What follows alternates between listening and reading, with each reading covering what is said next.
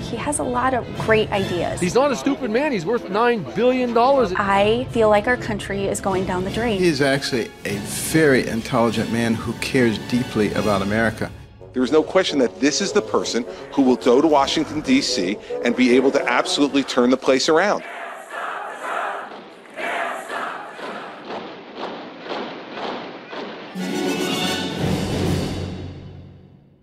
Welcome to Trumpcast, a new Slate podcast about the national emergence, or should I say the national emergency, of Donald Trump. I'm your host, Jacob Weisberg, chairman and editor-in-chief of the Slate Group, and I want to tell you what we're going to do on this program. We intend to take the Trump phenomenon seriously, talking to historians, psychiatrists, and other experts who can help explain why this thing is happening right now in the United States of America. We aren't going to shy away from using terms like racism, fascism, or orange hair. But our goal here isn't to mock Trump, or not just to mock Trump. I want to try to better understand who this man really is, and why he's on his way to the Republican nomination, and maybe the White House. I intend to talk to Trump supporters on this show as well, because I think we need them to help us wrap our heads around what's going on. My Slate colleagues and I are going to put out this show at least a few times a week until the fever breaks and politics goes back to being about something other than Donald Trump. That could be a couple of weeks. It could be until November. I sure as hell hope it's not 8 years. For our inaugural show today, I'm going to be talking to Slate's chief political correspondent, Jamelle Bouie, who wrote the best article I read over the weekend. But first, let's hear from the man himself.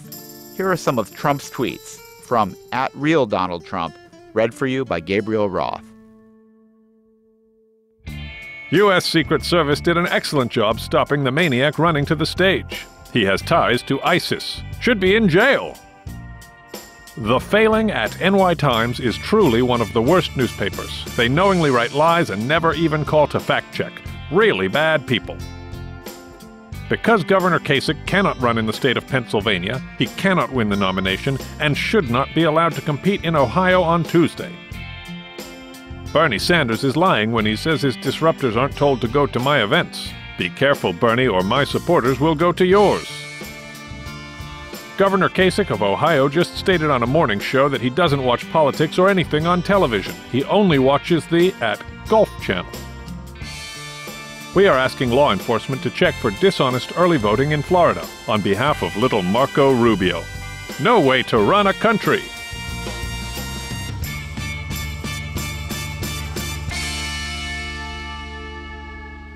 My guest right now is Jamelle Bouie, Slate's chief political correspondent. He wrote a fantastic article this week called How Trump Happened, which argues that the racist dimension to Trump's support is a reaction mainly to Barack Obama. Jamelle, you're in Austin, Texas? Yes, that's right. I am here officially for South by Southwest, but it's really just been an excuse for me to hang out with some college friends. I'm envious. I think I hear birds tweeting in the background. Yes. Everybody is talking about your article in Slate today about Trump, racism, and Obama. And I just wanted to ask you about it. To start out, in 2008 and 2012, we had a black candidate, Barack Obama, on the ballot. And open racism and debate about racism was much less of a factor and feature of the campaign than this time. Why are we getting it now and not then? I think the reason we're getting it now and not then is, and it sounds a little tautological, but because then we just didn't have any major political figure who was willing to openly court that kind of racism. And so even though I think in the 2008 McCain campaign and the 2012 Romney campaign, Republican candidates sort of touched on things that could be linked to racial resentment, no one was willing to outright attract or court or essentially stand with racists, to put it frankly. And that is not the case in this year's election. And I think that fact has brought a lot of stuff that's been bubbling underneath the surface and that social scientists have been picking up on for the last 7 years. I think it's brought it all to the surface. So what's the evidence that this is racism? If you go to a Trump rally or I go to a Trump rally, we hear it and feel it. But if you ask Donald Trump or ask his supporters, of course, they don't think they're racist at all. So what's the evidence that that's what's going on here? is sort of multifaceted. The first is that political scientists and other social scientists have picked up on a noted increase in what's called racial resentment since Obama's election. And racial resentment is the social science term for attitudes that don't fall under what people I think would recognize as old-fashioned racism, but are attitudes about African Americans that are racially inflected and also tied to conservative ideas about progress and sort of American identity. And so social scientists usually use a questionnaire, and the questionnaire has questions like, could Black Americans get ahead if they worked harder? Is the country doing too much for Blacks? So on and so forth. And people who score high on this, who answer those questions in the affirmative, or score high in racial resentment. And that's correlated with a lot of different political outcomes. So there's been an increase in the number of Americans who score high on racial resentment questionnaires. There's also been an increase in the number of Americans who express what's called, old-fashioned racist ideas about the superiority of whites or the inferiority of Blacks, so on and so forth. And these sorts of things have been consistent. They've been replicated, and they've been concentrated among Americans who consider themselves Republicans. To a certain degree, I'm kind of making an inference, right, that if X is true and Y is true and Z is true, then I have to assume that this variable that I just ran the letters for is also true. So you're saying they're measures of conscious racism and they're measures of unconscious racism, and they both correlate pretty well with support for Donald Trump. Yes. What about Trump himself? I mean, do you think that this is a man who holds racist beliefs? Is he an unconscious racist? Where do you put him? I mean, I think he certainly does. Between his comments about Latino immigrants,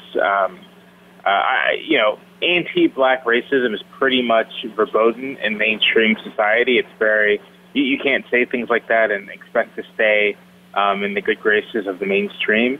But anti-Black racist ideas and beliefs are still pretty common, and I would be surprised if Trump does not hold them. The fact that he was sort of the leader of the birther movement against President Obama would indicate that he does. And I think one thing that's worth noting, and what has been observed by social scientists, is that people who hold racist ideas and beliefs don't necessarily understand those ideas and beliefs as being racist, right? And so someone may think, Blacks aren't as intelligent as whites, and see that as a simple objective description of reality and not some kind of racist idea. And so when people bristle against the idea that something they said may be racist, it often is tied to this sense that the racist thing they believe is not actually racist. Yeah, but it's interesting. Bigotry against African Americans is more taboo than bigotry against Latinos or against Muslims. So, for example, you think when Trump questions whether Obama's really a Muslim or whether he's really born in the United States, that's a kind of code or covert racism that doesn't focus particularly on the fact that he's African American, but that's what people hear. That's right. I think that the colloquial term for it is a dog whistle, although I think the Obama is actually a secret Muslim or is a foreigner is a bit louder than a dog whistle. Well, it's a white working class whistle, I guess, is what it is. And it's interesting. I mean, so much of this comes out of the Richard Nixon Southern strategy. Jamel said to white working class people, "You're paying taxes, and these poor people and Black people are getting the benefits. Government's spending the money on them rather than you." And that was sort of what drove the resentment.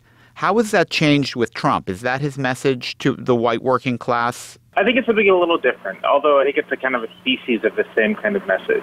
What Trump is saying to his supporters is, when you were younger, when it was your parents' generation, America was, quote, winning.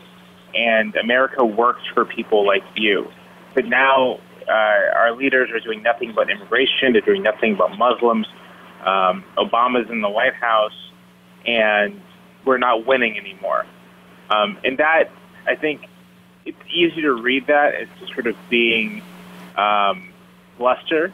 but I tend to read it as a statement of how people perceive their social status relative to everyone else. They see a diversifying country. They see a country that's just been through a lot of economic problems.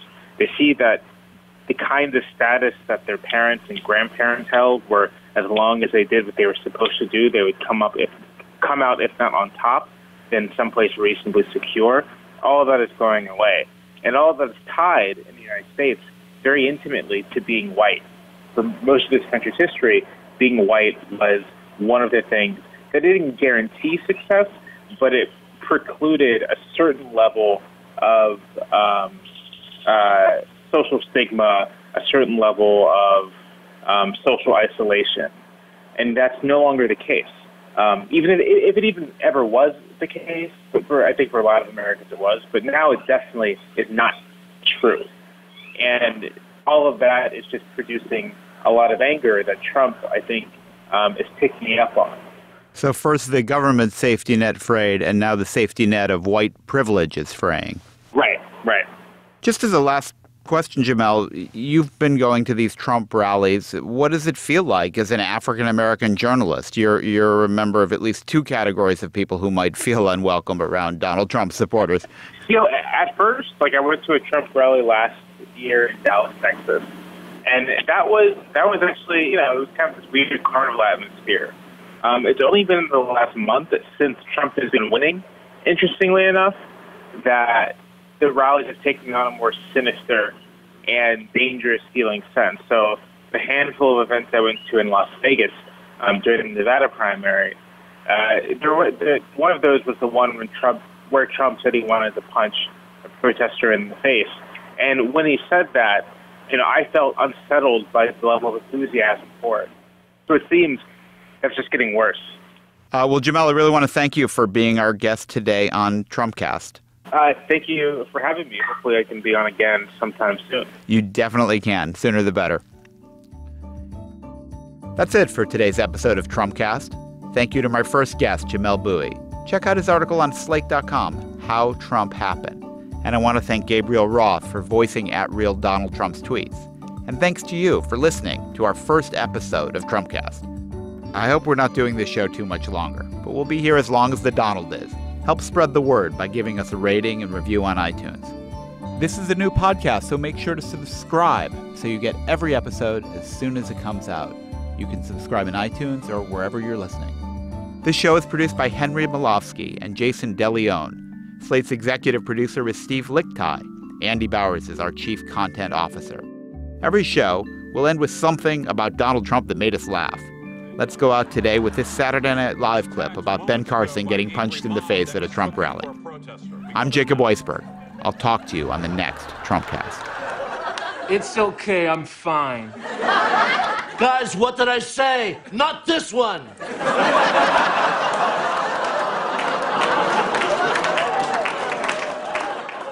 This is one of the good ones. And to the media, please don't use this as an excuse to call me racist. Donald's actually got a lot of black friends. Omarosa, Dennis Rodman. The list goes on. Mike Tyson. The list ends. In every city, she encouraged them to enjoy what she called the cheerful hurly-burly of city life. In every town. And now we've just been around long enough, and the town looks so much better. There are people who want to change things. And I thought, oh my gosh, that is so cool. Why can't we do that in my community and other communities everywhere? To make them better. My point to them is it can be better. It can be better than that. It'll be different. Or to protect things from getting worse. If you're a responsible person, you have to oppose things that are dumped right on your neighborhood, right in an area that you know about. I'm Rebecca Shear, inviting you to check out Placemakers, the podcast from Slate Magazine about the spaces we inhabit and the people who shape them. Subscribe now to Placemakers. You'll never look at your community the same way again.